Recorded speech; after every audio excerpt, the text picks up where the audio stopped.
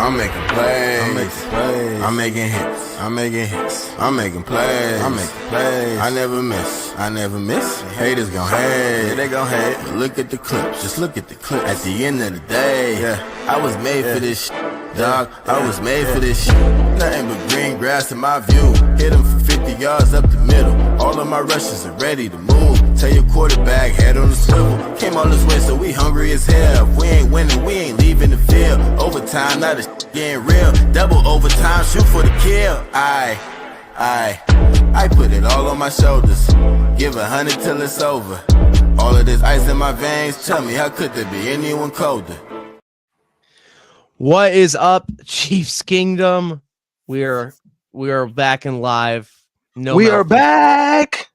We're actually back now. Yes. Welcome to Arrowhead AM and PM. Well, PM. Welcome to Arrowhead PM, powered by Chiefs Kingdom, by you guys. Thank you so much for joining us tonight. We got a lot of draft stuff to go over, like we've been doing, as the draft is 2 weeks away. Like, the anticipation is there. It's definitely exciting to look at these players and kind of just fantasize of how they're going to be on the team. But there's also some other news here and there. We're going to go over the posted over and unders on win totals for the NFL that came out, and then go over our favorite linebackers, edge rushers, and then the Chiefs local pro day happened. So we have a couple prospects that we think could do well for the Kansas City Chiefs. But as always, we got my man DG. We got Rich. We will hopefully have Ethan and Trizzy with us as we live stream. But guys, how are we doing today? Good. Pretty good. Coming down to the wire. Yeah, Ready to get the season going. Almost there to the draft. Almost time to find out who's going to be the next chief. We got an old chief that came back. Mike Edwards is back in the building once again. So good to have him can back. probably cross safety off the list. At this point. Yeah, so the Chiefs are definitely getting themselves set up for probably to be at the point where they can take best player available, and kind of have their sights set on that. So it's always a good thing to have that depth and leadership in the locker room that's needed. So yeah, man, doing a pretty good job in this offense. He just needed to see what it was like, in Buffalo before he could come back. Yeah. You saw how that worked out for you. He was like, none of that. Don't worry, I'm coming back home. Oh, man. But we're going to start off with the betting lines for the over-unders on wins for the NFL that came out the other day. Obviously, right now, between the top two contenders for leading the odds-on favorites for the Super Bowl are obviously the Kansas City Chiefs and the Philadelphia Eagles that went into the Super Bowl last year. But the win over-unders happened. Obviously, Chiefs and Eagles both have 11.5 wins, but also joining them in that category are the Ravens, the Bills. We also got Detroit, San Francisco, Washington, and Cincy with 10.5. And then the rest, 9.5, 8.5, 7.5. Like a good mixture. What is this again? These are the over-under win totals. This is the ESPN bet put their first. This was the first so projection. Let's say 11.5. Yeah, we're at 11.5. I'll probably take the over on that. I think so too. I would probably take the over on each of the 4 11.5s. After that, it gets interesting. I'm kind of surprised that Cincy's so high. Maybe that's just me being. It's funny to me that they have it at even odds for the over on the Ravens, which probably says more about how people view the Ravens rather than how they are as a team, actually. So we'll have to see on that one. I'd probably take the over on the Ravens. Probably take the over on the Bills. I think I'd take the under on the 49ers because I know they have a fourth place Yeah. schedule, but I just think they are at max a 10-win team. Yeah, if they make the playoffs, yeah, I would say that this is probably a 10. People may disagree with me on this, but I may take the under on the Packers this year. I can't be fooled again. I can't be fooled again. It's hard to see what the Vikings are going to be, and then I mean, are the Bears going to be better than they were? And it seems like on paper they should, but I mean Where the that's a Bears lot at of. 8.5? I think I would take I the would over. take the over on the 8.5. I think they can win 10 games for sure. No. But yeah, those are Like the I definitely believe over-unders. they're 9-8 team at least, but I think 10-7 is perfectly reasonable for them.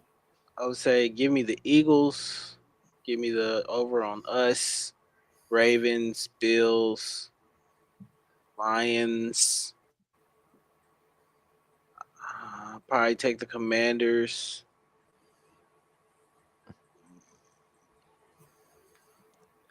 Be interesting. I think the Bucks could be an over. I know they always flirt with 9 wins, but yeah, I Texans. I wouldn't mind. I don't know. The Niners is interesting. Okay, so the Niners is the interesting one for me. I would probably take that bet to win the division because I think that's a sneaky. I think that's a realistic scenario.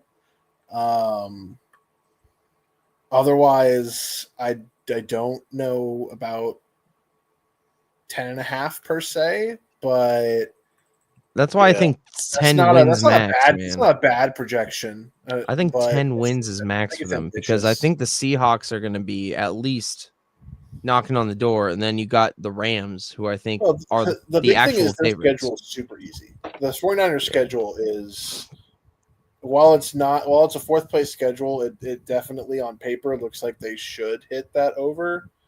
It really, for me, depends on what's their receiving core look like once the season comes into focus. Because I don't know about Brandon Ayuk being like a 100 plus reception receiver. If he can sustain that type of workload with how much he's been banged up lately. So, and then how does everybody else develop behind him? So, coming off of injury, I'm not sure how he would look. I would kind of be skeptical of that. I would revisit a lot of those probably after the draft just to see what they kind of take at that point, just to make sure those rosters are kind of squared away or whatever. But that Cardinals one was like 8.5. Yeah, I don't know if I would take the overall. So I don't hate it, but at the same time, I'm like, I understand because I'd have to see their draft first. I had to see their draft because they also have the Seahawks at 8.5, which makes more sense for me because of how much their team is. But the Cardinals haven't changed that much. Yeah. Outside of everybody's a year older, like that seems. I don't know. I feel like I would take that. I feel like I would take a chance on that over. This is definitely Kyler's last year to really do something. So yeah, for sure. That is a fact. We'll see. But 11.5. Do you even think it's a possibility we just go under with our schedule? Because we take on the AFC South. We take on we always take on the Bills. We always take on I think we're still taking on the Ravens again. And then everyone's gonna say that the Chargers and the Broncos are here to stay. So I think for us the floor is always like 12 wins in the Patrick Mahomes era. Ceiling, I mean, you could put it at 14, 15 if you want, how they went last year. So a lot of people last year picked us some people only picked us to win. 11 or 12 games or whatever, especially with the schedule So we that ended we up with had 15. early on. Yeah, we ended up in Our home slates definitely difficult, but there's like only one game I'm super worried about as an away game, and that's just our obligatory Buffalo Bills matchup at this point. Other than that, I'm not really concerned about this away The slate. annual lose in the regular season game. Yeah, exactly. Watch this be the year we beat them in the regular season. That would be funny.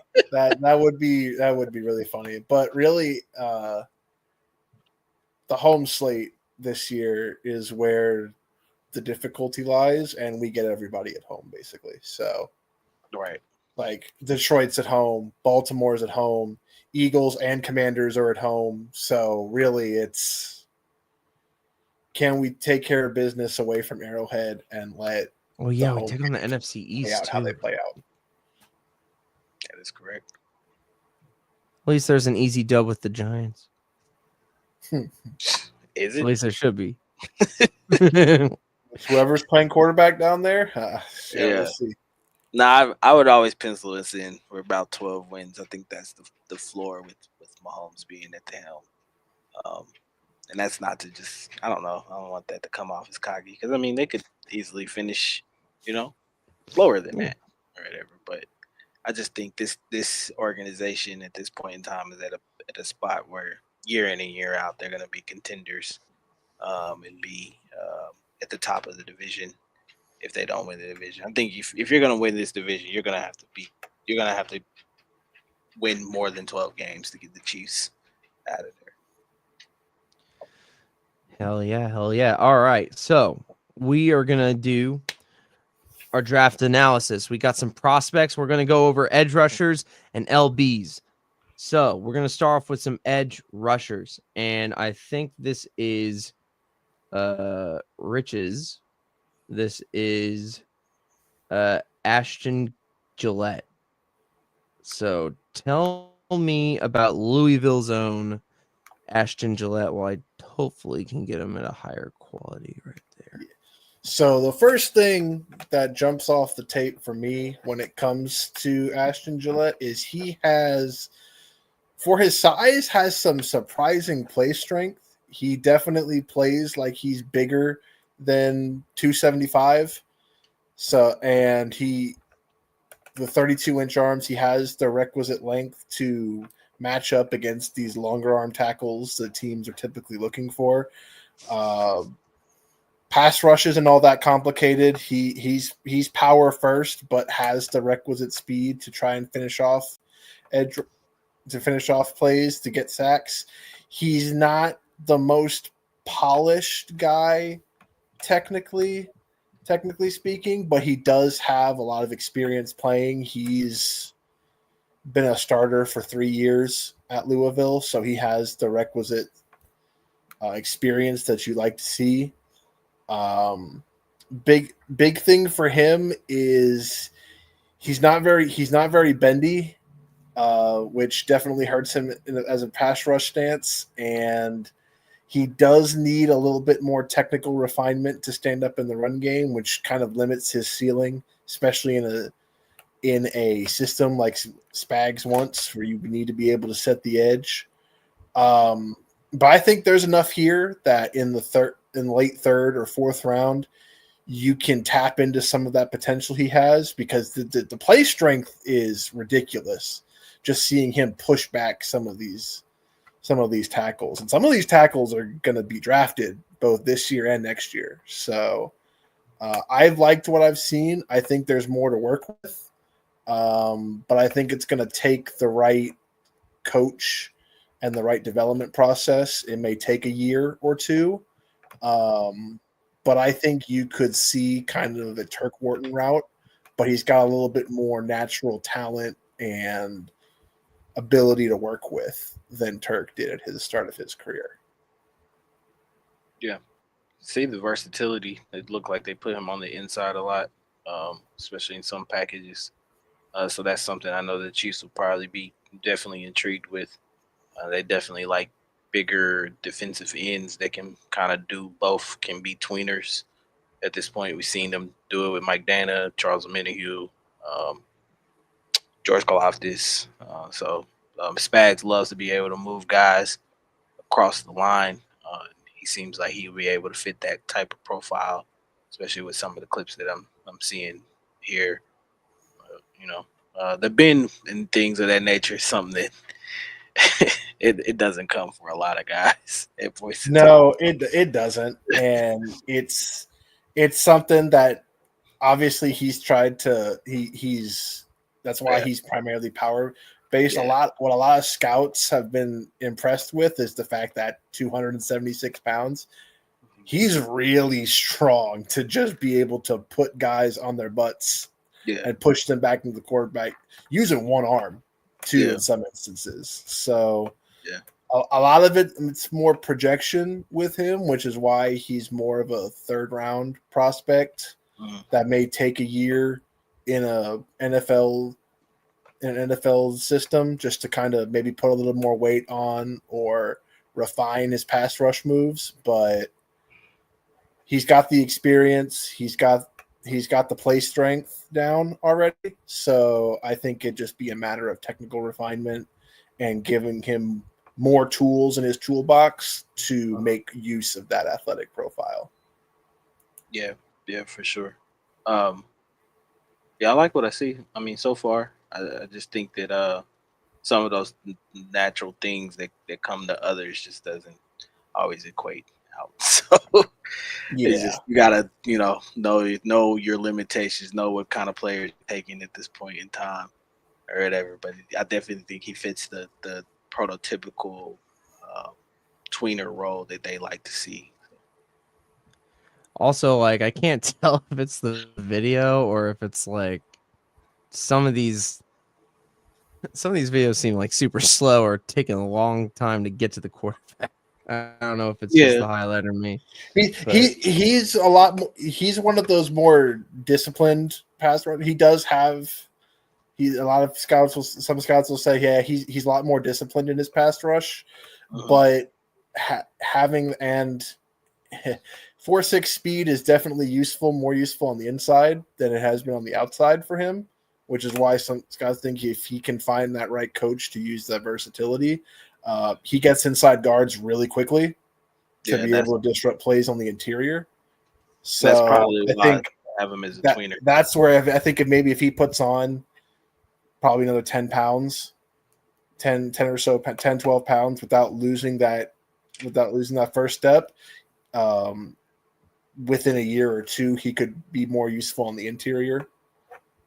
But it's just a matter of getting him in an NFL system and seeing where he can be probably more of a 4-3 end tackle than a 3-4 guy. But I think the tools are there. It's just going to take the right type of guy to unlock them. And I think Joe Cohen could work with this. I do see one move that long arm that he uses seems to be pretty effective for him, especially with his strength. And that's probably that's probably his best pass rush move at this point in time.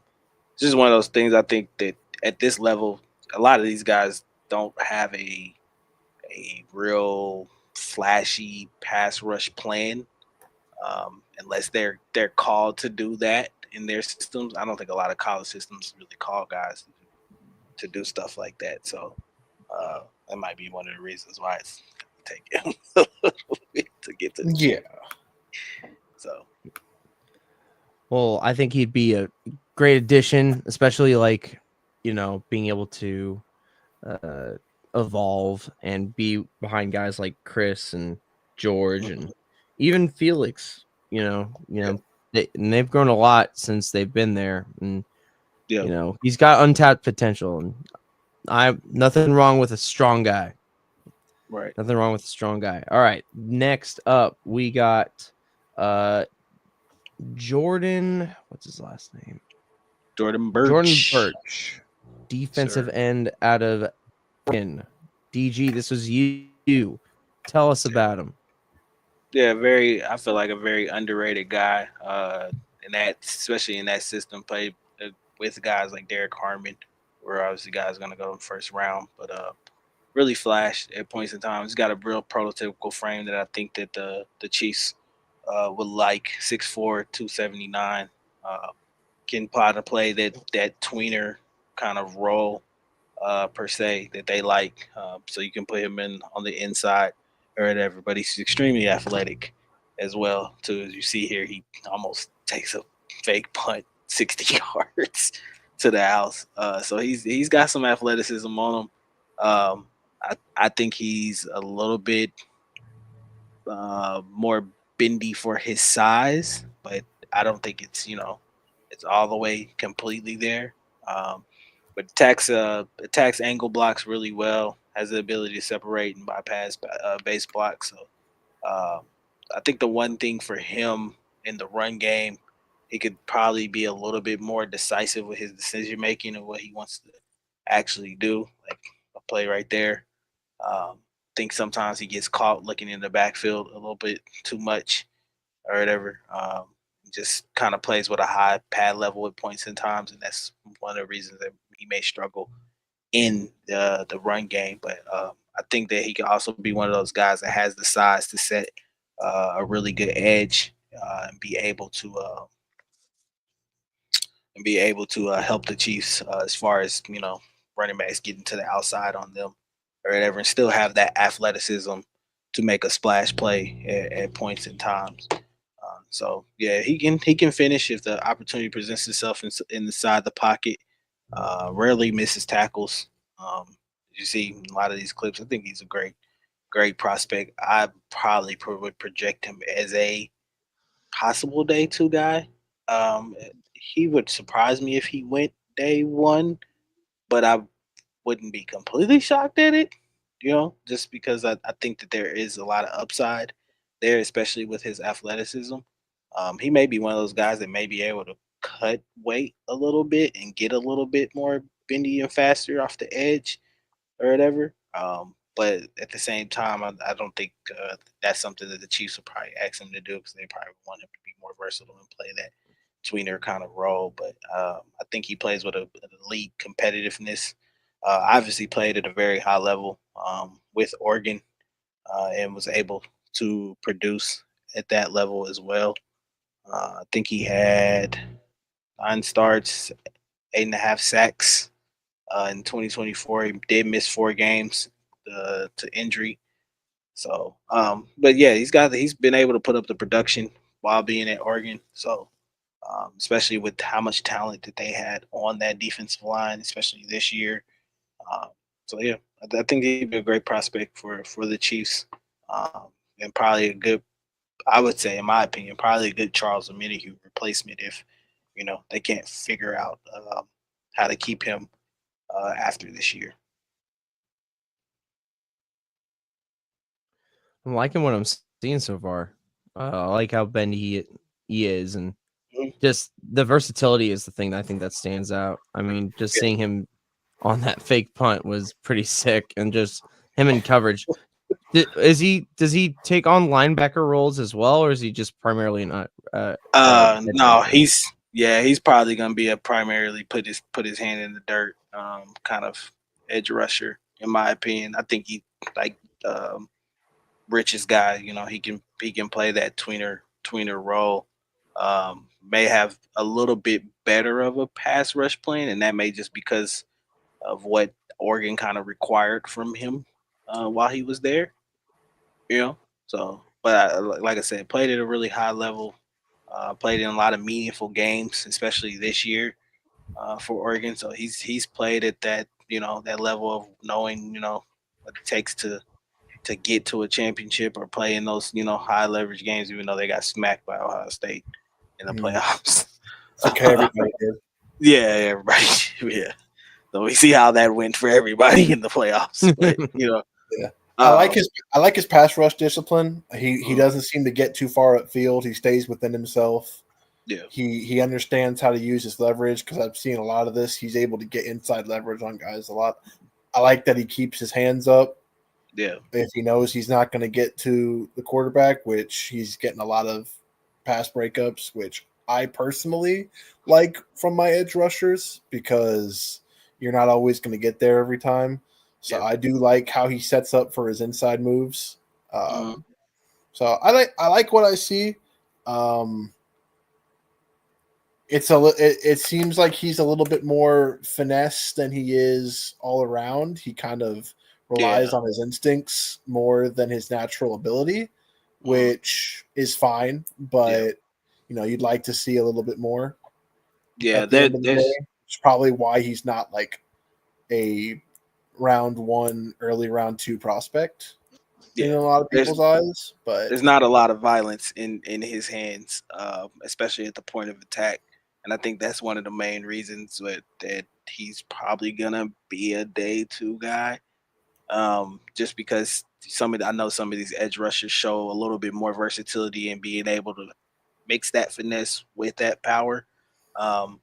I didn't see a whole bunch of power type bull rushing moves. It was more, trying to be agile and get around tackles and kind of have a, like kind of here just having the finesse playing. But yeah, it keeps his hands up, gets a lot of batted balls down. So I think that he would be a really high level player for the Chiefs for the foreseeable future, and probably would make a good trio with having him, George, and FAU for the future. Hell yeah. Like that. All right. So my prospect, I went with Josiah Stewart from Michigan, and I liked Josiah because he just wants to kill people. Just tell on the football field. Obviously, Oregon is a great football school and great defensively ever since Harbaugh kind of took control of it, but he's got speed, he's got power, and he is not afraid to get physical. Obviously, he's got a lot of forced fumbles last year specifically, but you could just tell he is a power edge rusher with some downhill speed, which I think could really be useful for the Chiefs because George is bendy and kind of has a little bit of that finesse, but nothing wrong with a way more physical edge rusher to complement that. Also, someone I think that could take over for Charles Omenihu and be a backup plan. I mean, Michigan's always has had a great defense the past couple of years, and him being a big part of it and really showcasing last year has been great to see. Especially like I know when Harbaugh left last season, it was kind of what are they going to do? And yeah, I think a lot of Michigan fans thought they would have been better, but at the same time, they beat Ohio State and they beat Alabama, and it was helped to the plays of a guy like Josiah Stewart. I think he has a chance to be a day 2, but I think more likely he could end up being a day 3. And depending on how things fall down, I mean, him being a pickup by the Chiefs, I think would be pretty great. Bruh, I'll just come off. Josiah Stewart has been one of my draft crushes in this whole process. I love his game. I think it's something that the Chiefs haven't had in a very long time. It's probably since kind of D Ford left town.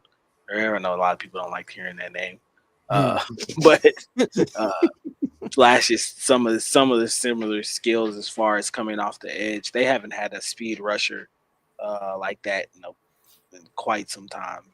And I know it's something that Spags typically doesn't like in his guys, especially like when a guy like Josh Uche came here last year. They supposedly couldn't really find a role for him. I'm not sure what Spags' philosophy. Oh, I mean, we kind of know what his philosophy is on the edge, but this would be one of those guys that I would love for them to get because I know that that getting him on day 2 or day 3 would be really good value. But he just doesn't fit the size profile that they usually like to go for. And that sucks because I think this is the way the league is kind of trending with edge players now. You have to be a little bit more agile. You have to have a little bit more speed. You got to have somebody. I feel like, man, on 3rd and longs, you need somebody that just can bend the corner and just go get the QB. And I think he would fit that role really well. Not sure how he would play into the run game, but I think it's a situational guy for the Chiefs.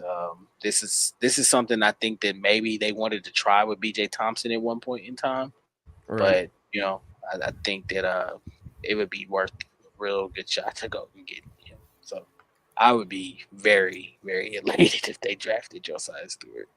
Is BJ still technically on the roster? He is. Gotcha. Because he I was on will injured never say reserve, no. right? Yeah, I'll never say no to guys like Josiah Stewart.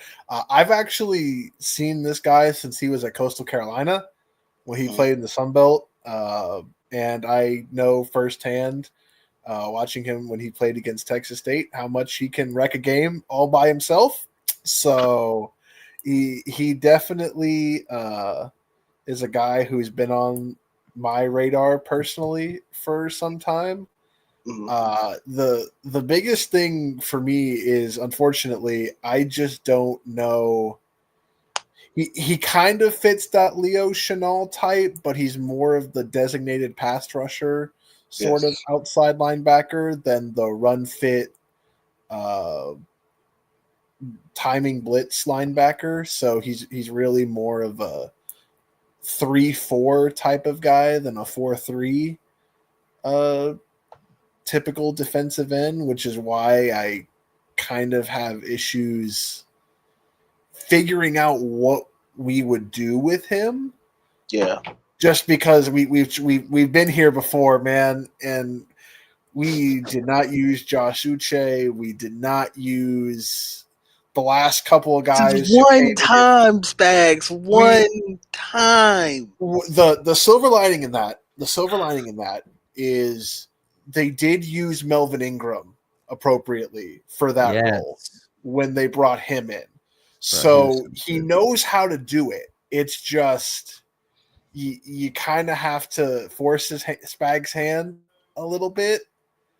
So I would love it personally. I think this is the perfect round 3 guy that if you can go grab him and you're sitting there at 95 and you say, okay, we've got pretty much everything we need. Let's go see if we can add to this pass rush. Sure. Yeah, go for it. I would not say no. He's got the length. He's got the production. He's got the experience playing at a high level in 2 different conferences. He's violent at the point of the attack. Even though he doesn't have the size that you would like to see from an outside linebacker type pass rusher, he still finishes and holds his own. So I would love it. It's just a matter of, can you get the people who actually make the decisions on board to use him to his fullest potential?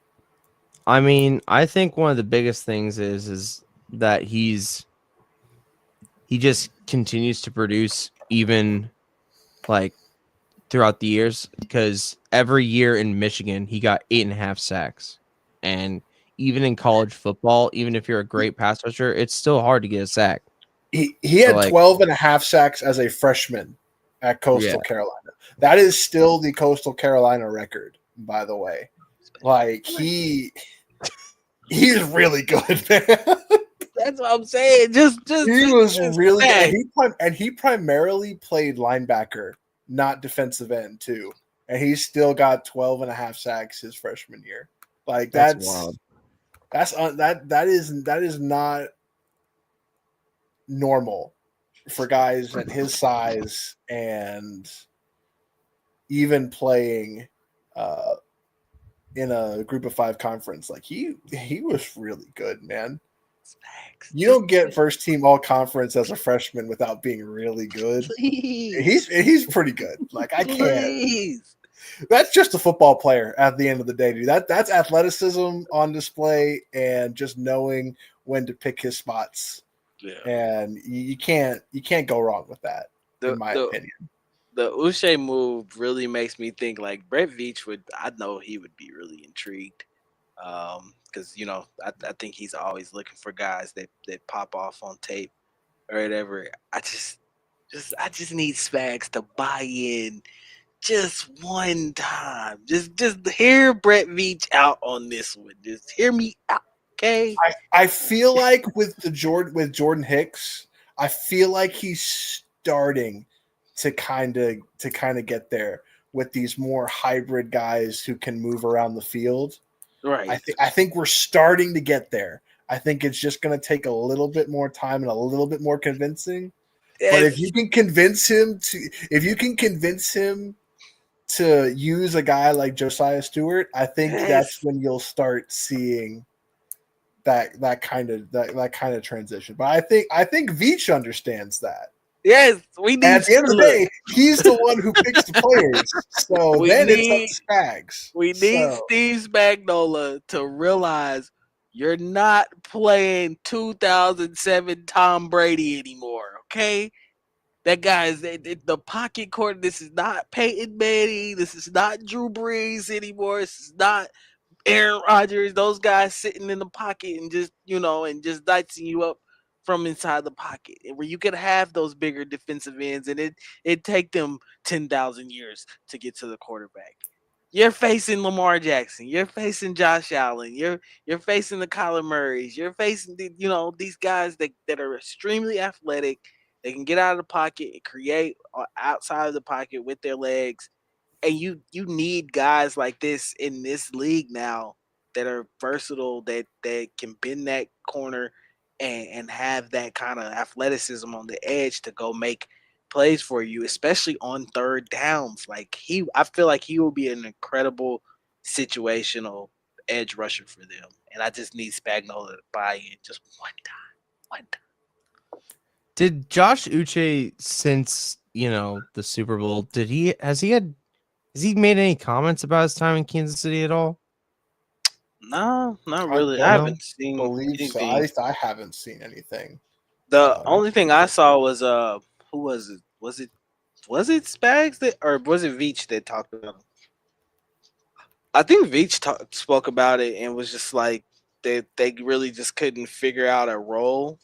It was Andy. It was Andy. He did speak. He actually spoke on it this past week, actually. And a lot of it was fit. At least that's what Andy kind of hinted, that it probably wasn't a great fit for what they were trying to do at that time, which I think in the situation is understandable to a degree, because you're going with what got you there, and what got you there is getting you on the way to a three-peat. So I understand, but I also understand Brett Veach is like, guys, come on, I'm trying to hand you the tools you need to make it to get to the present here, and then the Super Bowl happened. So, I'm telling you what happened. Charles Omenihu came back and they was like, yeah, you know what? We don't need you. We don't really need you at this point in time. Special teams. I think you'd be great there. Omenihu knows the defense. You're kind of a situational guy. And it's just something we just don't need it. I guess what I was confused is couldn't he have filled in that role that Carlos Dunlap did in 2022, where he was situational? Wasn't Carlos Dunlap kind of situational? Well, Carlos Dunlap was also super old at that point, but he also there's a little bit more to that story and he also kind of fit the profile of, like I said, that bigger. Carlos Dunlap came from that era of Steve Spagnuolo, the bigger defensive ends, the guys that actually play the run game and be tweeners and stuff like that. And I get that. Like I have no issues with that. It's just I would just like on 3rd and 16, one point in time, just to see somebody get there in like 3 seconds, and not have like a Jerome Ford running back draw for the house. Yeah, or like watch. I love George Karlaftis, man, but sometimes it's like watching him run in mud, man. Like it's like, bro, it's gonna take him 10 years to get back there. He may get back there eventually. And you know what the worst part is? Literally in the Houston game, he was back there in like 3 seconds flat, and I'm just like, what happened to that? Where'd that go? Right. But he only shows it in flashes, and like I would just like to get a guy, and that's why I keep going back to Josiah Stewart. I think that he's a guy that on those third and longs, you could bring him in and literally just give him that one job. Just say, hey, this is your Get to the this is your quarterback. down. Just go get to the quarterback, and that's it. So I don't know, How man. you do it? Just go do it. Yeah, don't care how you do it. That's Use why your I like delay, speed. because he just gets to the quarterback. I don't care how you do it. It doesn't have to be cool. It doesn't have to be flashy. Just go get to the quarterback. But it is what it is. Well, I'm glad I picked a player that I knew that DG would salivate over. So I feel like that's a compliment. That's 2 weeks in a row now. We picked one of DG's guys, either in a mock draft or in film study. Definite draft crush, man. I've been singing praises about Josiah Stewart for a while now. So hopefully the same way I reacted when Xavier Worthy became a Chief last year is probably the same way I would react to Josiah Stewart. And it's good value, especially if he ends up falling to the third round. I mean, like, that would be awesome.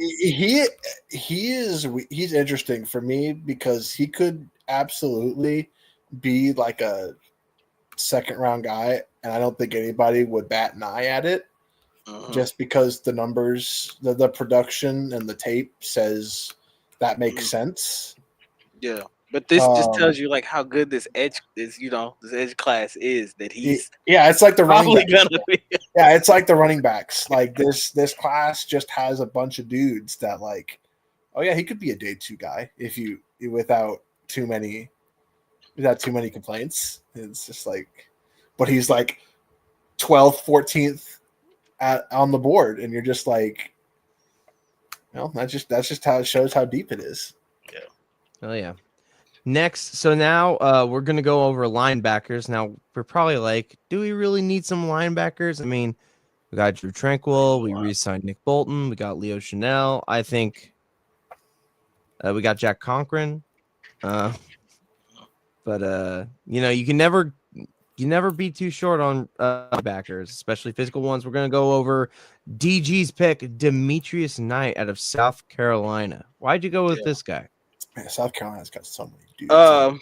Yeah, basically because South Carolina's got so many good defensive players coming out. That defense was really good this year. But yeah, he's a guy that's got great size, good instincts, good feel for the position, very fluid athlete. He's got the ability to really slip blocks and rarely get stuck on his blockers or whatever, especially on the second level. Very aware in zone coverage, and but there is an issue. Zone coverage is good, man coverage is not good. So he's not very versatile in that area. So that would be something that I know Chiefs fans would probably be a little bit upset about. But I think for his zone coverage abilities, he would definitely be able to make up for that. I just think bringing him in would take some of those reps that you see kind of Nick Bolton. I think he would be a little bit better at some of those reps that Nick Bolton has to kind of take on and allow, I think, for Nick Bolton to be a little bit more effective in the run game and do more of what Nick Bolton really is actually good at. So just to relieving some of that pressure off of him as well. I think his man coverage abilities could get better, especially with coaching and development. But just not very good man coverage at all at this point right now. But something that could be developed at points in time. So we'll see. But still alert, very alert in zone drops with his movement that mirrors quarterback's eyes. And he comes up, he'll make a tackle. I think he plays against the run extremely well. I just love his pursuit to the ball as well too, as you can see in some of these clips.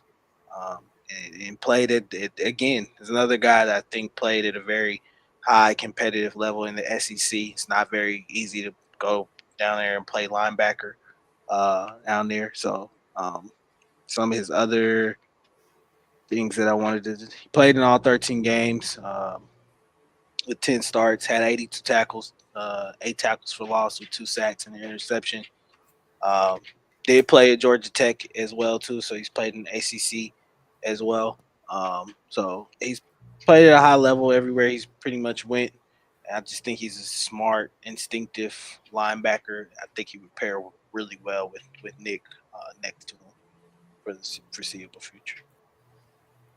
If there's one game that he put it where there you really want to see where he puts it all together on film, it's the Alabama game. Mm. If you want to really know what Demetrius Knight is all about at the peak of his powers when he puts it all together, it's the Alabama game. That man was everywhere. Yeah. In that game, if he probably was the reason they were in a position to win that game, if not for the shenanigans that happened at the end of it. But he was flying to the football in pretty much every instance he was out there. He's really quick to diagnose. He actually has some nice short distance speed for his size, which helps with his recognition. Yeah. The man coverage needs work, but I think that's, in my opinion, that feels like more of a size thing than it is a ability or athleticism thing. Just based on what I've seen, I think that's just the nature of because of how big he is and how big he plays, that it is he can't do it. The speed is, I would say, in those situations, those passing situations, it's the speed. The speed is not. It's kind of lackluster. He's more short area, as you see right here. I just think he diagnoses things really well. He plays. You can kind of tell he plays a little bit more with his mind than his ability of what he can actually do from his physical traits or whatever. Which I think, in my opinion, in this league, you have to be able to do that, because I think that the NFL game is more about your mental capabilities and how you diagnose things and how you pick up things versus you being extremely athletic. We've seen guys in college that are extremely athletic, but then they get to the next level and they can't put it together mentally, and be able to diagnose. So I think if he's already kind of got that. There's one South Carolina pass rusher that comes to mind with that, but yeah. Extreme. You can say his name. Say his name. Jadeveon Clowney. Yeah, that guy. Just think about him. Extremely, and it's just what it is, man. It's the extremely athletic freak. That segue will go great into who I'm going to talk about. Yeah, once he got to the league, you saw Jadeveon Clowney kind of struggle just because the mental part of the game just wasn't. That's something you could tell, like for his past, that he didn't have to rely on for real. He was just bigger and stronger than everybody else, And once you get to the league and you find out that everybody's just as big and strong as you, that don't work no more. Mm-hmm. So.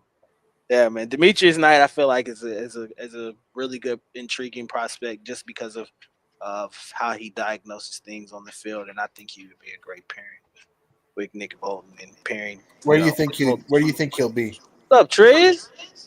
Oh, hello, Triz. I think he would fellas? probably be. He's probably a day 3 guy. I think he could sneak into round 3. I think round 4 definitely, but I think he could sneak into round 3. I think it really just depends on who needs a linebacker and where do they need him to play. Yeah, because I think he definitely would fit in that Mike linebacker role, get mixing it up in the middle of the defense. But if you asked him to be outside, I think it would be more scheme dependent. Yeah. Because he's probably not going to rush the passer too much, but he can do it. So I think we would be more of that 4-3 middle linebacker than a 3-4 outside linebacker type. Yeah. So I think it would depend on scheme and like where they would ask him to play. But I could see day 2, probably late though. Yeah. Just because this linebacker class is a little bit more top heavy than in previous years. So, and there's just so much more talent in other positions. So,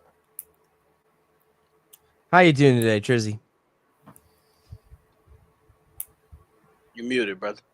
I'm all right, man. Spring ball with the boys, just finished up, hop right back on, but solid week of practice. And I ain't gonna say like I just know everything about everything, but I'm excited, just to be in this and be able to be blessed enough to be picked to do this and get my all into it. Obviously I need to find ways to get better with the time, but it sucks that I got to miss a little bit of this to contribute. So I'm trying to figure out how I can do both, but I'm doing all right, man. Excited, we getting closer to that time. Almost time to put them Chiefs jerseys back on again for that draft. So I've been looking at my babies in the closet, seeing which one I'm gonna wear for the draft, and hopefully we can get some of my boys. Yeah, and we'll go through your hot 3, your 3 prospects I know you want to at least be a Chief. We are going over linebackers right now. We went over Demetrius Knight. Also we went over all our edge rushers. To name them, we Ashton Gillette from Louisville. We went through Jordan Birch from Oregon, and then Josiah Stewart from Michigan. And the next guy is Rich's guy from the Ohio State, a national champion, and a guy that regularly shows up in almost all of his mock drafts, Cody Simon. Tell me about Cody. If you want an experienced, just smart linebacker, which sounds familiar, and if you know anything about the Chiefs, I think Cody Simon is the guy for you. Over 50 games played in his career. He was a late bloomer as a starter, but getting into a starting role. But in every big game he has ever played, he has come up with either a game-saving sack or turnover or the game-winning sack or turnover in his career. It's almost uncanny how well he can picks his spots, and for his size, because he is a little bit undersized for a prototypical linebacker, but he picks his spots well, understands what leverage he can play with, and just flies to the football. His 40 times surprised a lot of people. 4.59 for a linebacker is actually pretty good even at his size. Really good in run support, pretty good in coverage actually as well. Probably more of a zone than a man guy, but has been known to be pretty sticky with inline tight ends when they go out for routes. Definitely, I think will be a guy Dave Tobe looks at because he was a special teams guy all throughout his career. Really, really, really good on special teams. I think this could be a guy that Dave Tobe pounds the table for. Probably more of a early or some point on day 3 guy, mainly because he does have size limitations. Though he has played a lot of football in his career, he has limited starting experience, so he'll probably need to grow into a role more so than other prospects in this class. But I think if you want a guy who's just really, really smart, has sideline to sideline capability, and knows when a play needs to be made, he can make it. I think Cody Simon would be a great guy to be a 4th linebacker instantly. on this team and has the chance to potentially develop into a more consistent role when it's time to move on from other guys in the future. Yeah. Yeah, he's a guy I think that it could potentially come in and he could wear the green dot and be okay with being able to do that if something happened to Nick Bolton or somebody went down or something like that. I think he could be a guy that comes in and do. He's very smart, played very savvy, has played a lot of football in his career. Also a guy that I think would really help in that pass coverage situation that the Chiefs need as well too at this point. So I think he can play both inside and off the ball. A very instinctual guy, um, very savvy man, and played it really. I mean, high level. He's one of the main reasons that Ohio State defense was what it was while he was there. So definitely would love to have him. I think he's great value for. I mean, you get him on day 3 in the later rounds, and he comes in and he's even a core special teamer. I think that's a great value for him as well, and a guy I know that would be more than probably willing to do it as well too. I think he just loves football. This is one of those guys that he's just a football guy. You know? He's a guy. He loves playing football. So, I'm dead serious though. But you can clearly see it on the field. Loves to get dirty. You know. So. For a run first guy, especially at his size, he is very impressive to watch in coverage, which is not what you would expect from a guy who self-proclaimed wants to mix it up in the run game first and foremost. So it's that sideline to sideline really shows up, really validates that 4.5 that he displayed at Ohio State's Pro Day. So yeah, the good part is not a lot of teams are really high on him right now. So he would be excellent value for anybody on day 3 if it came down to that.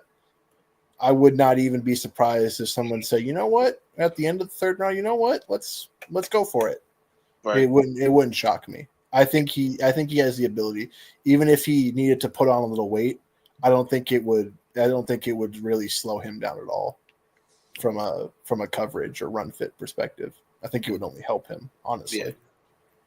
Yeah, he's definitely a guy I think that would make the initial 53 and would be a very good asset. Special teams and situationally in his first year on defense. Hell yeah, I'm liking what I'm seeing. Obviously, he's got a lot of experience because he was playing in the Big Ten, and just that conference, much like the SEC, it's just really tough opponents, and he was able to produce at a high level. So, yeah, he might be a little undersized, but like at this point, it's like he has all the upside and motor. Like, what else do you need? Yeah, there's a lot of guys that are undersized these days. Man. He just you can't teach those type of instincts, and I think that's how. And when that's how a guy like him wins, that will get you places, even in the NFL, where everybody is bigger than what you were playing in college. Yeah, for sure. All right. So nice, ended right there. My guy, my linebacker. He's more of a depth piece. Very experienced linebacker. From Notre Dame. It is Jack Kaiser. As I pull this up. So another guy like Cody Simon. Another guy that's just very disciplined and consistent, and I think that's something that I would want in a depth piece for the Chiefs in terms of linebacker, someone that can plug in and just be disciplined and add the physicality and consistency that this defense needs. Obviously would be great on special teams. That was a weird highlight. But I like how he's basically what I really like about the picks that I've chosen is that I picked really good defensive programs. I've picked value picks that, I don't expect us to get a linebacker, but if we do get a linebacker, in later rounds, I want someone that's proven to produce at a high level. The one downside is he's a 6-year college vet. Like, he'll be 25. An old guy. He's been there for a long haul. Yeah. But I mean, he led the team in tackles last year. He had 2 sacks. He had 5 tackles for loss, 2 forced fumbles. At one point, he led the in 2021. He was tied for second in the entire NCAA in interceptions returned for touchdowns. So he's really good at picking off or getting turnovers. He's great instinctually. Other thing is I think is key for him, and he hasn't started that much earlier in his career, but these last 2 years he's played more of a significant role for Notre Dame, and basically how Notre Dame played this year and last year, defense has been one of the main reasons that Notre Dame got to even the national championship this year. And him being a huge contributor, I think, to me, adds value. If you're on a good, there's a difference, I think, for the later rounds, where in the earlier rounds, you might not have the greatest defense in the world, but if you pop on the screen against great talent, you're going to go for the upside, right?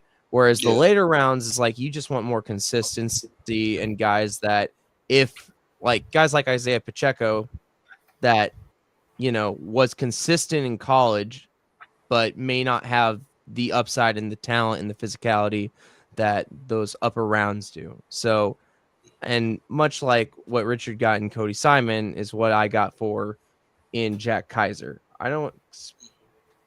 He's a lot more of a turnover creator than he is so much of a sack guy. So I like his knack for understanding how to create turnovers.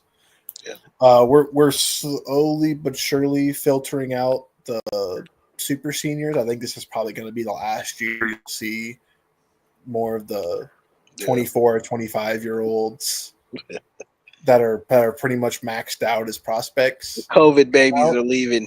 Yeah, the COVID kids are getting out of college now, so this probably the last year you'll see that.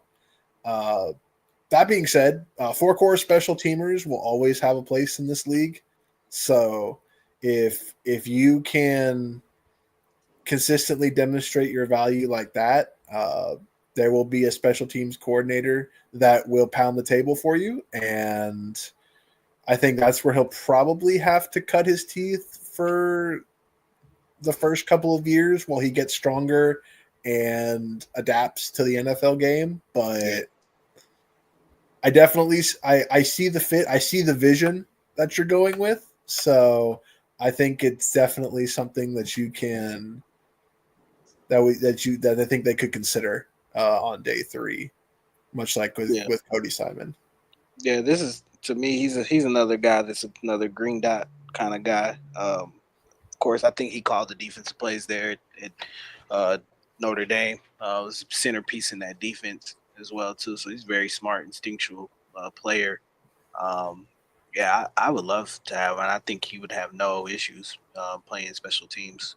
And trying to cut his, like Rich said, trying to cut his teeth there for next couple of years or whatever, while he kind of learns Spags' system, things of that nature. But I think you could definitely bring him in as a guy that, if somebody were to go down, if Nick Bolton, knock on wood or something like that, happens or whatever, that he could step in and wear that green dot and be able to call out those plays, just because he's been able to show it, at Notre Dame at such a high level. So definitely love him as a prospect. I think he's another guy that's going to get slept on as well, and then come into this league, and a lot of people are really going to remember his name. So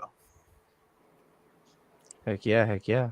I just, like I said, if in those later rounds where there is opportunity for you to make a name for yourself and be called up to make big plays, whether it is special teams or if you have to step in. I'd rather have a guy that has the experience and consistency like Jack Kaiser does to really contribute. So that's why I went with day him. 3. It's about traits, not necessarily talent. And that's where the good GMs fill out their rosters. Yeah, for sure. So before we go over really quick the local pro day players that we went with, Trizzy has scoured the tape, done his research, and he's got 3 players, which we've probably talked about, but 3 players in his mind that the Chiefs should try to get and would definitely contribute to this team. I'm going to present them for you, and I'm going to let Trizzy cook like he always does. We're going to start off with a player that we have definitely talked about, especially last episode, a player that Chiefs Kingdom is begging falls down to this spot. We are starting off with the wide receiver out of Mizzou, Luther Burden. Take it away. Yeah, I know this is not, famous for a lot of people. I don't think that the Chiefs, outside of offensive tackle, maybe, I don't think that there's necessarily a direction that we just know that the Chiefs are going to go. And Luther Burden, now I know people are like what, but look for a second. So we have Rasheed Rice a couple years ago, Xavier Worthy last year, and I don't think he'll fall that far. But if a guy like Luther Burden becomes available, and you talk about some of the offensive woes, not really being able to get up on an opponent for real, unless it was the Raiders or I think we blew the Steelers out. That was probably it. If you take a look at what Luther Burden can do on the inside, he's versatile. He can play inside and out. He can stretch the field. Has soft hands.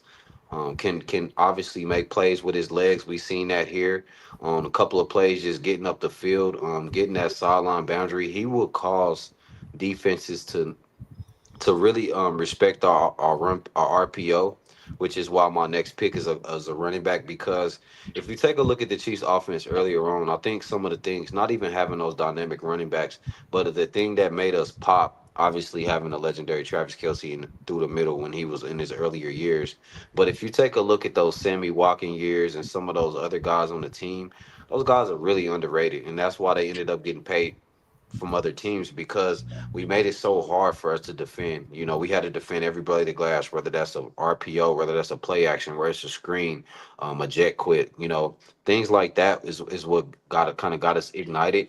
And since the teams have been going back to too high a little bit, it's been kind of affecting us the way that we push the ball down the field necessarily. And a guy like Luther Burden kind of solves those problems initially, because you're putting a first round talent out there with Rasheed Rice, Xavier Worthy, and Hollywood Brown. That is tough within itself. So I think a guy like this falling to the Chiefs not only helps us on that side of the ball, but also when defenses are scheming up, where do you go? Who do you put on who? Luther Burden will probably be going up against some of the linebackers, some of your weaker safeties. I think he can win those one-on-one matchups. I think he can win some of those matchups in zone coverage. He shows his ability to stretch the field, like I said earlier. But not only that, he can run routes as well. So when you have a guy like that in space, working off of Rasheed, working off of Zay, working off of Hollywood, working off of Kelsey, and obviously Patrick Mahomes at the helm with Andy Reid, I think the sky's the limit for the offense. 100%. I love Luther Burden's game. Obviously, like this past year wasn't necessarily the best year, but that's primarily because of the quarterback. I think Mizzou fans. People are not a fan of Brady Cook. Yeah. Who was at the local pro day, by the way. Oh God. I can tell you who I didn't pick. Yeah. Yeah. But Sure. if Luther does fall and there's that, which you're gonna bring I up already another, know y'all love my draft. Then this is gonna be great. Yeah. but Luther if he does falls, fall, it's hard to not pick him. Yeah, like look at that. Like we get that on the field with those other three guys. In that offense, which we kind of been struggling a bit, having some consistency. I think that Josh Simmons, the tackle would probably be the guy that I would bid on them taking first round. But if he for some reason gets taken, because I know a couple other teams like him too, it's not just us. So if he's taken it and a guy like this becomes available, after paying Jalen and kind of seeing, I know we got a year with him and it's a 2-year deal, but we can opt out after a year. So obviously they're going to be looking for guys for the future. So I wouldn't be surprised if we took a tackle at all with the first pick, or a defensive tackle, or a defensive end. Just someone who has that talent to come in and start now. We usually find good guys during this time. Exactly on day two, on day three, we're really good at hitting on that as well. So if for some reason he dropped, I don't think the Chiefs would pass up on a guy like that, and they would try to go find that help in the trenches in the later days or later rounds. Heck yeah. The next player you got haunts DG's nightmares. He haunts his dreams every time he wakes up, and he's like, God, why couldn't we have stopped? Why couldn't we have stopped him? Oh Lord. I'm about to say Jeremiah Smith's not is not coming out this year. Yeah. Nah. And running back though, Yeah. Travion Henderson. Yeah, Travion Henderson. Obviously, Kareem Hunt. I love what Kareem Hunt brings to the running back room. We seen what he did from the time he got off the couch to, up until the end of the year. He was very consistent. Pacheco lost a little bit of juice after that injury. Still like Pop. He's still a good player in this offense. But Travion Henderson at running back. Do we need a home run hitter, and not necessarily a guy that can just run and get a touchdown here and there, but we need a guy who's just a dog on every aspect. When we talk about these running backs, he can run zone, he can run rod, he can run trap. This is him running a variation of that right here. Like, that guy is electric. And if you get him in a backfield with the offense like Andy Reid, because Andy Reid offense can be run first if we wanted it to be, but obviously it's never going to be run first with Patrick Mahomes. But this type of running back, I think the Chiefs have really, really been missing. I don't think we've had much of a running back like this for real. You can say that Jet was a guy that could get loose, but again, that was pass plays and some screen plays. Having that crazy touchdown season where I think he had like 9 touchdowns or something like that. But Travion Henderson kind of solved all those problems at running back right away. I know these guys are earlier on in the draft, so it's very rare that we'll get our hands on all of these guys. But these are the guys when I was watching film and looking at our needs, looking at a guy to get young, looking at a guy to get vertical, physical at the point of attack, isn't scared of contact, can pick up blocking assignments for the pass, very solid in the screen game as well. Look at this. Bouncing the inside, bounce outside, attack. Like, we don't have that in our offense right now, and it's kind of hard, when you're not hitting those home run plays and you're dinking and dunking down the field. I think the Chiefs could really use a home run hitter at that position, not just because of the need, but because of what it does with the defensive coordinators as well. It's kind of hard to scheme up for run and pass, especially when teams can excel at both. And last year we were number one in run success. Obviously, the offensive line looks a little different this year, and we still have some problems to fix. But I think Travion Henderson can solve some of those issues without you fixing all your problems, if that makes sense. I think he's that good. Just show the play, Dom. Go ahead. Show it. Yeah, I mean, Show the play. I know I it's know in you my want to. I know Yeah, you've been fiending to do it. Just well, show but it. while he's doing that, like I don't think you can go wrong with either of these guys out of Ohio State. I think Travion Henderson is definitely the more day one 3-down back ready. I agree. Judkins probably needs a little bit more time simply because they used him less in the pass game than Travion. So, but he does have that in his game as I well. mean, look at that But screen game. but Look that's at I that. mean, Andy would love that. That is And ridiculous. he already looks good in red and white. So it's what more do you need? Yeah, I like GG. Travion now a lot, man. He's really good.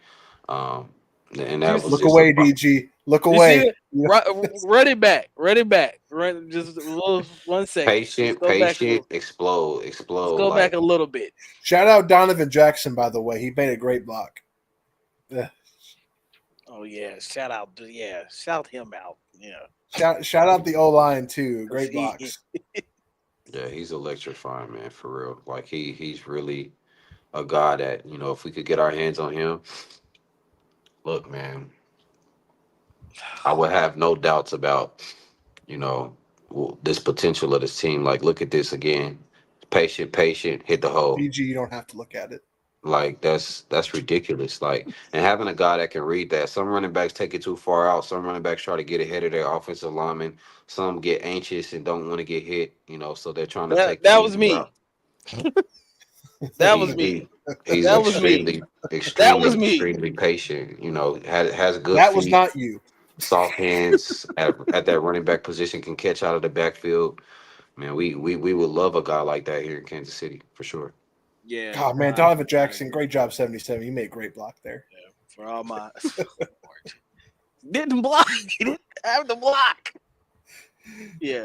I love him as a prospect, man. I would be very intrigued to get him. Brings that explosion that we desperately need in this backfield. And I think he could potentially be the guy that gives Patrick Mahomes his first 1,000-yard rusher. Yeah. I know people hate running backs in the first round, but I wouldn't say no at 31.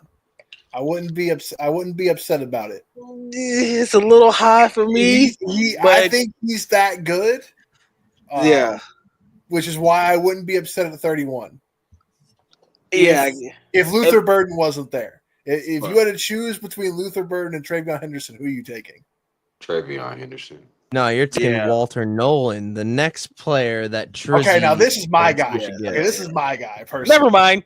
Now, when it comes to picks, if we're not going offensive tackle, this better be. If he for some reason drops, so strong, if bro. he for some reason, if it's just a lick of doubt from anybody that can get their hands on him and they don't do it, without a doubt, this is a guy that you want to line up next to Chris Jones, Charles Omenihu, George Kalafdis.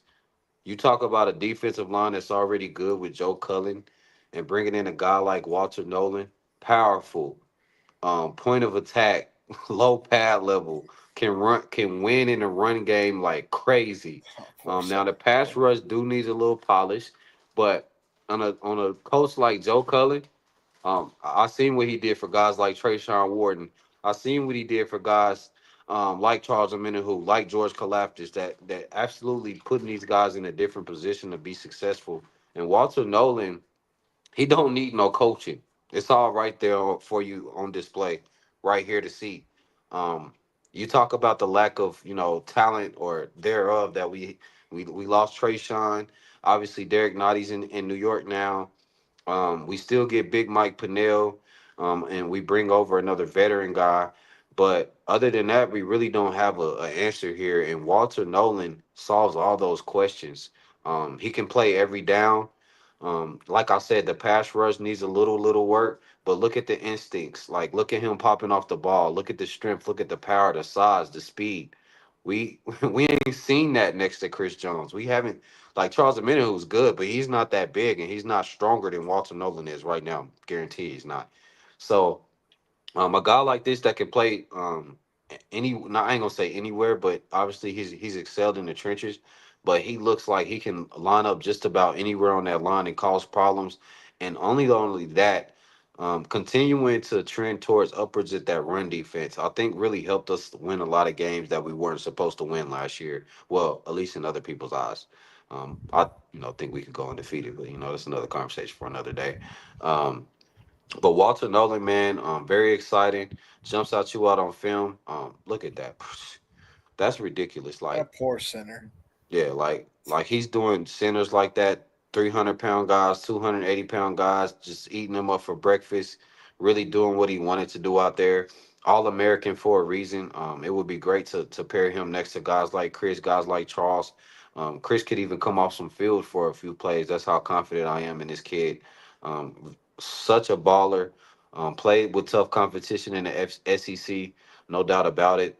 This is a guy that I would love to see the Chiefs take with that 31st pick if he's there. Yeah. And let's not So forget, there are two other really good edge players that were on this defense too, and he still found a ton of ways to stand out Yeah, on this defense. So, they got really good defense. Chris oh Paul my God, man, Jr. that South Carolina game, I felt so sorry for those offensive linemen. I mean, They this they dude is just they had a tough afternoon against those guys. Um, yeah. So I love to see him at GEHA Field at Arrowhead. Screaming my guts out off a couple of Modelo's and some tequila, yelling Walter Nolan, go get him. That would be amazing. I can only be hopeful. I can only wish. If it was up to me, we draft all these guys. But obviously, I'm not the GM for a reason. So, Walter Nolan, if you're there, if you listen, if you hear this, we love to have you in Chiefs Kingdom. Tell everybody else that you're already drafted. Don't even answer the phone when they call. Just block their number. Block everybody's number except for Veach, really. And we'll love to see you. Can't wait to have you here and ready and go. Yeah. hell What There's I yeah. love is how he guys. splits double teams. I love how he splits double teams too. Nasty. His He's first nasty. step, which is crazy because with his power, he doesn't have to do that, but he has the first step to just split double teams like instantly, and that is very useful for a bigger guy on the interior.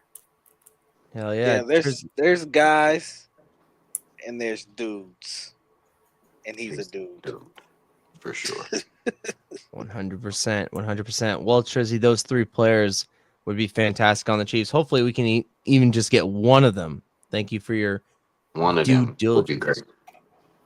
One of Thank those you, man. guys in a Chiefs uniform changes a lot of things, a lot of places. I like Josh. Don't get me wrong. We do need an offensive tackle. I'm not sleep on that. I understand that. I know we need value there. But again, Walter Nolan, Luther Burden, Travion Henderson. Any of those guys are available. Please take them. 100%. All right. Last couple things we're going to do. The Chiefs recently had their local pro day. So, like Kansas players, Mizzou, K-State, Central Missouri State, basically anything in the Kansas, Missouri metro area got to come for their local pro day. And Rich and DG both picked some players. And I thought we'd start off with DG because you personally know this guy. Yeah, Jonas Bennett. I I watched him. He was a little kid when I knew him. But we attended the same church. I know his parents. Shout out to Mike and Roxy. His parents very good people, man. He comes from a very good family as well too. His brothers are extremely talented athletes as well. They played sports before him, whatever. But this kid, man, he's a tweener, man. He started off at Missouri Western as a running back. They switched him over to receiver. I think he thrived a little bit better at receiver just because I think that fits his more of what his skill set kind of is. I would kind of classify him as a kind of a Christian McCaffrey type guy. I think that he could still play a little bit of running back in the league if you wanted him to. He could probably be that Danny Woodhead type of player for you, which I think now in today's league is more valuable than it used to be back then. But yeah, definitely a guy I think that could come in and play special teams for sure. He played all that at Missouri Western. I think he finished his senior year. He had 70 catches and 905 yards and two TDs. While being there, I think he led the team in yards and receptions as well. Had a 10 reception game while he was there. So yeah, man, he's a good kid. Comes from a really good family. I'm very excited and proud of him. Not sure where he's actually going to get drafted to. I'm hoping some team does take a chance on him or whatever. I think that he would also be probably a pretty good UDA invite to camp for the Chiefs. They wanted to get another look at him as well. Works really hard. Really humble kid. He's local as well too, from Odessa, Missouri. So he's played some good ball in his career. Just extremely proud and excited to see where his NFL journey takes him. Yeah, man. Good shout out to Jonas. And then Rich has chosen Mello Dotson. Tell us about Mello, Rich. All right, so we have the other KU DB across from Kobe Bryant, who usually is the one who gets all the buzz. But if you want a guy who knows how to turn turnovers into points, this is your guy. Yep. 11 picks throughout his career. Of those 11, 6 were returned for touchdowns. So Jesus. he knows how. He's got a nose for the football, and he also has a nose for the end zone. Really instinctive in zone coverage, uses those long arms that he's got very well. The biggest things for him, he is a little inconsistent in his tackling. Yeah. Definitely needs to clean that up. If he He's an wants ankle biter. to make it, he is unfortunately an ankle biter. Very athletic though, very long arms. He understands zone coverage really well, probably because he doesn't have the most speed out there. Man coverage is where he's going to struggle. I think he was 4 or 5 guy. Yeah, he's not the fastest guy, and he's also not being the biggest guy. He can struggle in press. The times that Kansas used him in blitz situations, he actually fared very well. He picked his spots very well in that regard. So that's something that Spags knows how to take advantage of with how we use Trent McDuffie on blitzes. Just understands how to get the football, and I think there's something that you can work with there. Probably will need to be more comfortable on special teams to start his career, just because of his size limitations, and he's going to have to really understand and try to get some feel for man coverage to see the field outside of certain packages. Yep.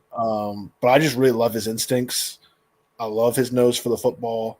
And if he gets his hands on a football, be careful, because he could very well house it. Right. And that's something that I think would be very welcome in this defense, especially because we just didn't – last couple of years have not been great for turnovers. And I think getting an influx of talent in that regard could go a long way, depending on how he develops.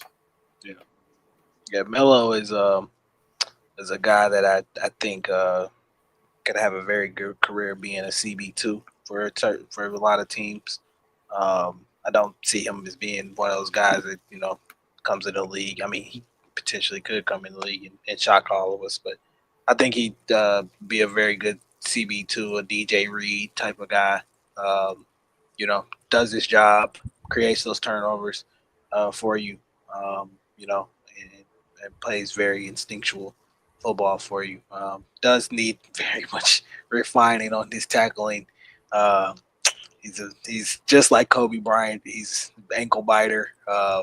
So can sometimes you're gonna have to worry about missed tackles at some point in time. But as long as he's turning over the ball, you don't have to worry about that too much or whatever. So Melo to me would be a guy who I got. He's a day 3 guy in my opinion. I don't see him going any higher than that or whatever. So I think you can get really good value taking him in the probably 5th, maybe 6th round somewhere. Sure. Yeah, if he was a better tackler, he'd be day 2. Yeah, no question. I've seen him a bit, and I think one thing that people underestimate about our defense is all of our guys from front 7 to last 2 all have instincts. Spags loves instinctual players. So that's actually not that's a great pickup by you guys seeing that pop out. I can see that pop out instantly with his instincts, being able to break on the ball. Like you said, the tackling gonna have to get a little better with that because our tackles, I mean, our corners can tackle. Like that's what we're known for having corners that can come up and make plays on the ball. So definitely something he can work on throughout his career. Though it seems like he has the instinct now. He just has to make that play sometimes. So good pickup by you guys for sure. Hell yeah. We're gonna end with our mock draft 3.0 by yours truly to not yours truly, Rich's third mock draft to present us, and I think it's one that I think we might all enjoy. So go over it. Yes, sir. This was my trade down scenario.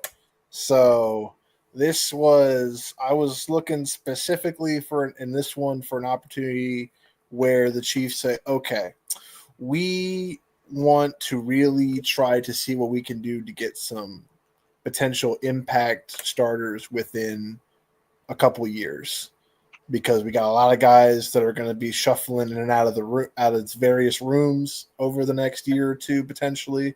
And so really just looking to get as much out of a very deep defensive draft as possible while trying to keep in Patrick Mahomes with some weapons for the future. Now, in this scenario, it was perfect because Luther Burden was right there at 40 still after the trade down. So this worked out perfectly in this scenario while picking up an extra early third-round pick. So went with Luther Burden. You can't deny that value at 40. I don't care who else is on the board at that point. That's perfect value early round 2. Yeah, it's great value. In this scenario, I just love Quinshawn Judkins as well as a running back prospect. I think people are severely underrating the fact that he basically matched about pound for pound a guy like Travion Henderson at Ohio State, and he's just been consistent throughout his entire career, dating back to Ole Miss. So I think that would still be a really good pickup into the second. Next 3 picks really in the third round are all about the trend we've already talked about. Ashton Gillette, JT Tuimoloau it was the guy that most people were usually talking about when you were talking about the Ohio State defense when it came to the front seven. Very productive, very, very stout in the run game still, and I think he would be a very good fit for us. Same with TJ Sanders. The younger guys got the buzz most of the time, and Kyle working across from Kyle Kennard doesn't hurt. But I think TJ Sanders was also very productive in the middle of that defense for South Carolina. South Carolina just had a bunch of dudes on defense, man. That's probably the team when I was watching college football this year that probably I felt the most bad for, that they didn't get a chance to go really prove it in the college football playoff. I think if they got a chance to get there, I think that team could have made a lot more noise than people thought, because that defense was just stacked. And TJ Sanders, I feel like, was kind of the unsung hero of that, especially with the freshmen that came in. CJ West is actually a guy that's gotten a lot of buzz recently. Big reason why that defense for Indiana was as good as it was because of CJ West, man in the middle. Another one of those older prospects. This is a guy that still isn't one of those last COVID players, those last super seniors that are kind of working their way out, but has just been a consistent performer in the middle of that defensive tackle. Cody Simon, again, I just really like this kid. I really hope we get him, because I think he really could be, if the decision needs to be made that we need to move off from Nick Bolton at some point in the next couple of years, I think if you grab a guy like Cody Simon, he could be that next green dot in the middle of a defense. And at the end, Jimmy Horn, I liked though the Colorado offense was a little bit screw it, a Colorado receiver is down there somewhere, and it was more often than not Travis Hunter. Jimmy Horn, Will Shepard, those guys still did a lot of nice work. I think Jimmy Horn could be a nice little developmental piece for the future. And again, it never hurts to have more weapons for Pat to work with to see how Andy could utilize them in this offense. Yeah, I think if the board falls this way, it's a great value for all the guys that you ended up giving. Love the Jimmy Horn pick. Definitely would love Luther Burden to be in the Chiefs 40. uniform. Yeah, Luther at 40 is crazy. Right. Yeah, I mean, when the board fell that way, I was like, huh. Well, thank you very much. We can just move right along. But that's kind of right in the range of where he's kind of dropping to at this point. I need to remember too exactly who is there at 40, who wound up, because love TJ Sanders. A little skeptical about JT. I have to watch a little bit more on him. There's a reason he's not a perfect guy. If this were last year's draft, he'd probably be higher, but this season some people feel he kind of took a step back. Yeah. But the talent is still there. He's got the size, he's got the production, he's got the leadership experience. So I think he's worth a look in the third round still. Despite all that, I think it's just a matter of your mileage may vary depending on who you talk to. All right. So makes sense. Yeah, man. Well, thanks, Rich, for that. And that's where we're going to end tonight's live stream and podcast. Obviously, you can check us out on YouTube and X, which we are on, which we're currently watching, and listen to us the next day on Spotify or Apple Podcasts, wherever you listen to podcasts. Every Wednesday, 7:30, you'll see us getting some by the next podcast. We will give you some exciting news about what we're going to do on draft day. I just have to wait because Big Guy told me to wait. But we got exciting stuff that we're going to do on the draft. But yeah, that is today's episode. Next episode, we are going over offensive linemen and tight ends. And maybe, just maybe, Rich will try to convince DG that Scattaboo would be perfect. All right, end the show. you can go ahead and hit that end button. He's now. Carson still. End the show. Okay, Trizzy, do you want to say anything? I'll tell you what, baby. You catch yourself watching some high school football this year and you're in Kansas City and you want to see some good football, why don't you come on down to the Tiger Den on 21st and Woodland? But other than that, be down there. We'll about a week and a half from the draft. 2 weeks from tomorrow. 2 weeks from tomorrow. Very exciting. Excited to see who he's gonna add to Chiefs Kingdom, because when the draft comes, that means that OTAs are gonna start. Then mini camp, and then Pat takes the boys down to Texas, and we get to see them sling the pill and get some a little bit more feedback. They're already down in Texas. Yeah, now actually they are. I saw a little bit earlier. Going to Bob. Nico and Pat are already getting some work down there. So yeah, so that's exciting. And just easing back towards football time, but not quite. But I'm excited to see who the Chiefs have been doing homework on, and excited to see this draft class. We always bring in some guys who complement us very well, so that's something to be excited about, KC. And I know it's a lot. People still talking. Let them talk. Let them have their fun. Football will be back soon. It'll be back soon. All right, guys.